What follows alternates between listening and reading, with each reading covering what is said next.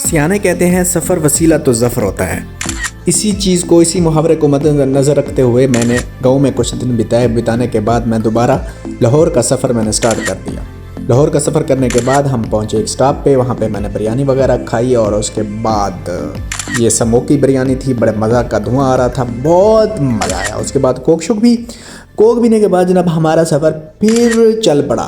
सफ़र start करने के बाद मैंने अपनी बिरयानी जो ली थी वो मैंने खाई, मज़ा तो नहीं आया, खैर जो भी था शुक्र है अल्हम्दुलिल्लाह। सफ़र फिर स्टार्ट हो गया। स्टार्ट करने के बाद हमें ये बच्ची बार बार जो थी वो तंग कर रही थी, कभी दूध पी रही थी, कभी नीचे चीज़ें गिरा रही थी। सफ़र चलता रहा। उसके बाद हमें छोटा था एक हादसा पेश आया, जिसको बचने के बाद हमने शुक्र अदा किया और चल पड़े। लाहौर पहुंचने के बाद मुझे पता चला कि स्मोक ख़त्म हो चुकी है और मैंने साइकिल निकाली। साइकिल निकालने के बाद साइकिलिंग की। और अगर आप इस तरह के व्लॉग चाहते हैं तो मुझे बताइए प्लीज़।